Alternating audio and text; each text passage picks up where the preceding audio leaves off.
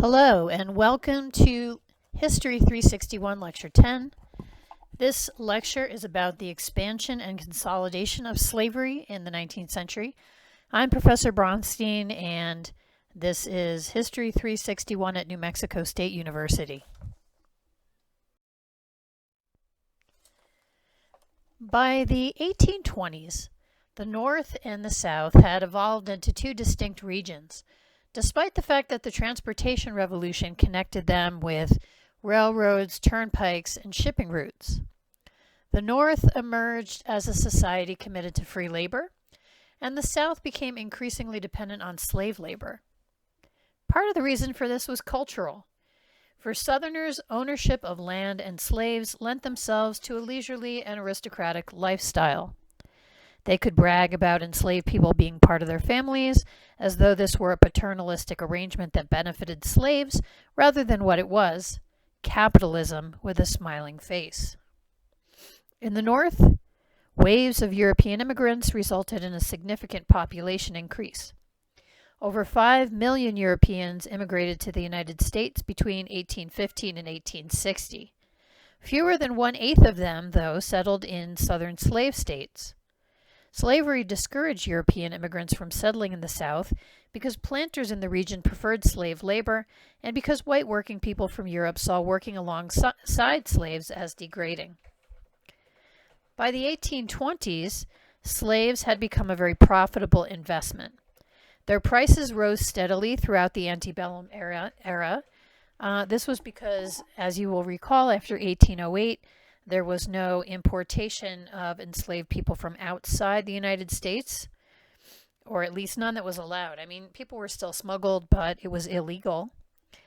Enslaved people were in high demand because their labor was essential to the production of cash crops, and they could be forced to perform grueling work routines.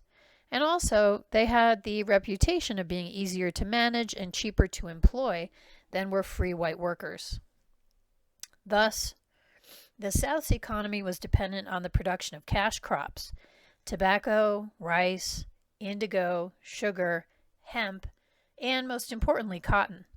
But the North's economy also grew during this period.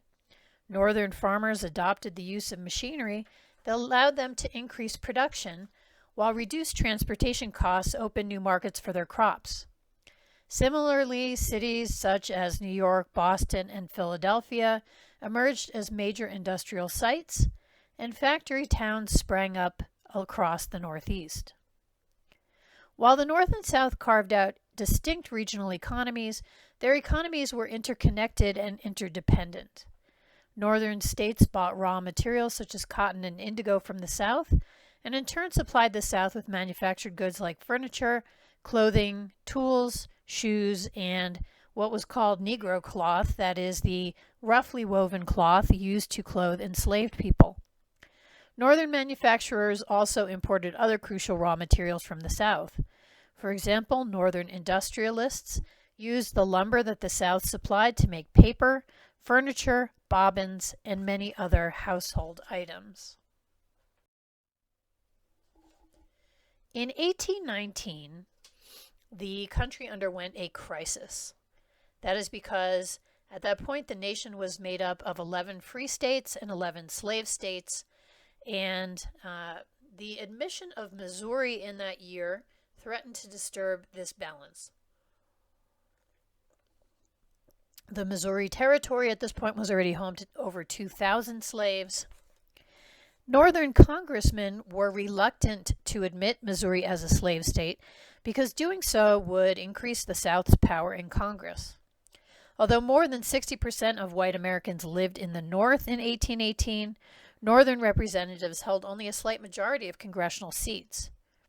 As you will recall, the reason for this is that the Three-Fifths Compromise gave Southerners more seats in the House of Representatives than they would have had if seats had been assigned based just on the free population. Northern legislators were uneasy about the westward expansion of slavery, and so New York Representative James Talmadge proposed a radical amendment to Missouri's statehood bill that would ban slavery in the new state and free all slaves in the region by the time they turned 25 years old. Talmadge's amendment inspired a sectional controversy that Thomas Jefferson, who was still alive, likened to, quote, a fire bell in the night. The controversy that followed Talmadge's proposal raised questions about the future of slavery in America, as well as the ability of the nation to remain united. In a moment, I'm going to be talking about Henry Clay of Kentucky. He was known as the Great Compromiser for having brokered 3 very important compromises in the antebellum period, and that is why there is a picture of him on this slide. The Talmadge Amendment, as I said, approved in the House, shot down in the Senate, and so this kept the Missouri question up in the air. The Missouri question prompted the first sustained national debate over slavery. African Americans in Washington, D.C. crowded the galleries of the Senate and the House to see what the fate of slavery would be in the nation, while white Southerners threatened to secede from the Union and Northern politicians invited the federal government to take a stand against slavery for the first time. Questions about Missouri's fate remained open until 1820, when Kentucky Senator Henry Clay led a compromise that would admit Missouri as a slave state and Maine as a free state. Now, up until then, Maine had been part of Massachusetts, sort of like an unincorporated territory of Massachusetts. As you can see from the map here, Missouri kind of pokes up into the north a bit of a ways. So the Missouri Compromise not only started the policy of admitting one slave state along with one free state to keep the balance, but it also set a line at 36 degrees 30 minutes of latitude, and above this line any unorganized territory was going to be a free state, and below it it could be a slave state. These measures made Northerners feel better about the fear that they had that slavery would travel north, but African Americans in North and South were disappointed that lawmakers had not taken a stronger stand against slavery. The continual expansion of the slave South had enormous consequences for Native Americans. White settlers and the federal government used treaties, warfare, and forced migration to drive the Cherokee, Creek, Choctaw, Chickasaw, and Seminole tribes from their homelands. These tribes were called the, quote, 5 civilized tribes because they adopted European institutions to live peacefully alongside whites.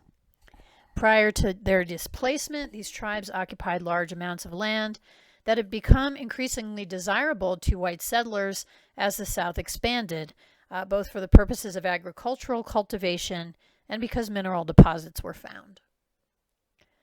As part of the settler colonialist project that it conducted throughout the 19th century, the federal government passed the Indian Removal Act in 1830 during the Andrew Jackson administration. The act provided a total of $130,000 in order to facilitate the signing of 94 treaties, moving Indian tribes from their ancestral homelands to the barren wasteland known as Indian Territory, which is in current Oklahoma. It didn't matter that the indigenous people being moved spoke English, had their own written constitution and newspaper, practiced Christianity, and even had their own plantations and slaves. Andrew Jackson pretended to feel concern for indigenous culture, saying that only by moving west would the Indians be able to maintain their cultural practices. But it's really ironic that he said that because these were the same cultural practices that they had sacrificed to become, quote, civilized. The Cherokees held out for a long time, did not want to sign the treaties giving up their land. Finally, a couple members of the Cherokee tribe signed on behalf of the tribe, even though the rest of the tribe disagreed with them, and they knew they were signing their death warrant, which in fact they were. 16,000 Cherokees had to walk the Trail of Tears from Tennessee and Georgia and North Carolina all the way to Oklahoma, and about a quarter of those who set off on the Trail of Tears died. Why did that happen? Well, the federal government had awarded the contract for feeding and housing the Cherokees to the lowest bidder, and as often happens when you award contracts to the lowest bidder, they did not follow through. The Seminole tribe of northern Florida also fought with state and federal authorities over slavery. While the Seminoles owned slaves, their slave-owning practices differed from those of whites and the other civilized tribes. Their slaves were adopted as kin and were prohibited from being sold to whites. Seminoles also harbored runaways known as Black Seminoles. Black Seminoles secured their freedom by paying annual tributes in livestock and crops, and they helped the Seminoles defend their land. The Seminoles were the only tribe to resist displacement with force. They and their enslaved comrades repelled troops assigned to drive them out in 1835. Approximately 4,000 Seminoles and 800 Black Seminoles fought back. Some Black Seminoles feared they would be returned to their masters, and others feared that relocation would re-enslave all Black Seminoles. The leader of the Black Seminoles was John Horse. He fought alongside Seminole leader Osceola, and the two recruited several hundred slaves from nearby plantations to join their war effort.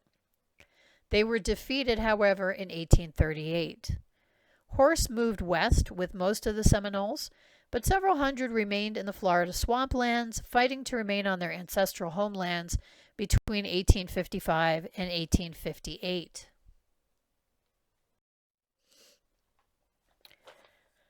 The Southern Cotton Belt expanded as a result of the domestic slave trade. Louisiana joined the Union, and Alabama, and cotton planters also moved to Missouri and Arkansas, and they settled in Spanish Florida, which officially became U.S. territory in 1821 as a result of the Adams-Onis Treaty. Slave-owning settlers also migrated to Texas as early as the 1820s, even though, as a condition of the land grants that they received from the Mexican government, Anglos moving into Texas were not supposed to bring slaves. They were supposed to convert to Catholicism, they were supposed to become Mexican citizens, and they were not supposed to bring slaves. And part of the reason they revolted for the independence of Texas was to protect their right to own slaves. This protection was also a reason that they advocated for the U.S. annexation of Texas in 1845, bringing Texas into the Union as a slave state. Between 1820 and 1860, 1.2 million African American slaves were forcibly removed from the Upper South to the Lower South. 1/3 of them migrated with their planter owners when they relocated to South Carolina, Georgia, Florida, Alabama, Mississippi, Louisiana, and Texas. The other 2/3 of the migrants were bought, transported to the Lower South, and resold by slave traders. Okay, so just to reemphasize, there is this big shift in where enslaved people are being deployed, and the domestic slave trade is making that possible. Most of the enslaved people who were forced to migrate from the Upper South to the Lower South made the journey on foot. Coffles that consisted of anywhere from 30 to 300 men, women, and children chained together walked to the South. Traders accompanied coffles on horseback and used whips and guns to encourage exhausted enslaved people to keep moving. Enslaved people slept outdoors after walking 20 to 25 miles a day. Some were shipped to the Lower South on steamships that traveled down the Mississippi, and by the 1850s, others were transported by train. The forced mass migration of slaves from the Upper to the Lower South represented what we might call a new Middle Passage. Being sold down the river meant that slaves were permanently separated from family and friends. These enslaved people were usually under 30 years old, slave couples were broken up, and only very young children were sold with their mothers. The new demand for enslaved people in the Cotton Kingdom meant that slaves could be sold away from their families and friends at any time.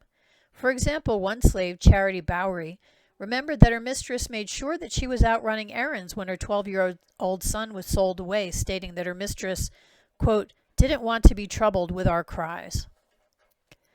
Life in the Lower South presented new troubles for slaves. Upon arrival, enslaved African Americans were subject to demeaning physical scrutiny on the auction block.